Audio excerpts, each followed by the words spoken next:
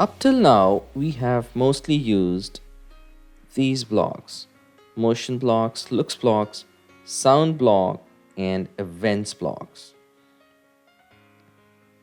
Now it's time to go a bit deeper into the concepts that are considered as foundation of programming languages.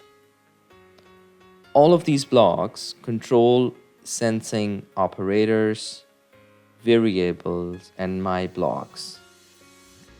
They are pretty advanced blocks that we will be using in our upcoming sessions. Control blocks, for instance. Let's start from them. We have already used some of them.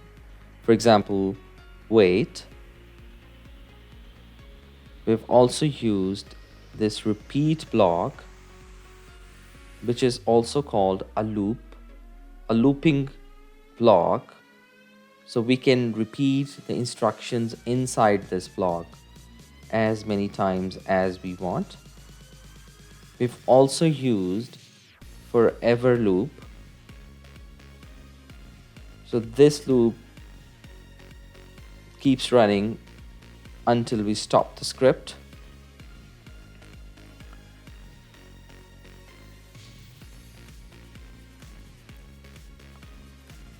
Then there are these blocks: if then and if then else.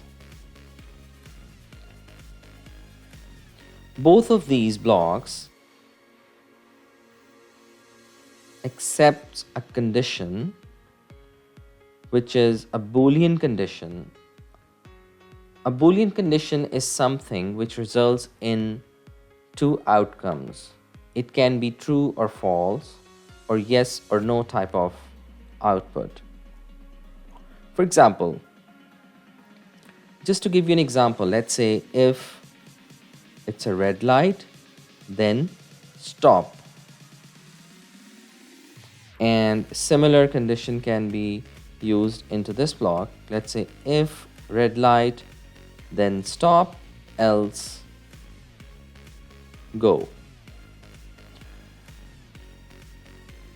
So these are called control blocks, and they are very, very important programming blocks which are used in pretty much every programming language. So we use these blocks to take certain decisions based upon different conditions.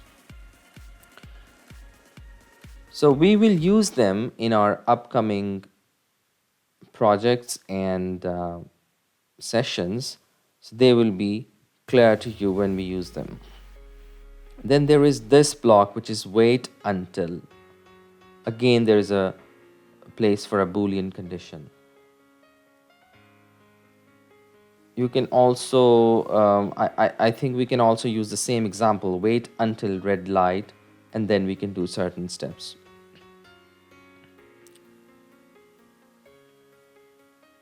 So this repeat until block keeps repeating the instructions inside it until a condition gets true. So we'll use it as well, and I think that will make it more clear when we use it in the next lessons.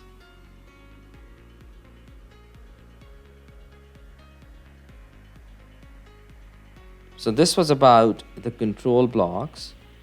In the next lesson, we'll try to look into the sensing blocks.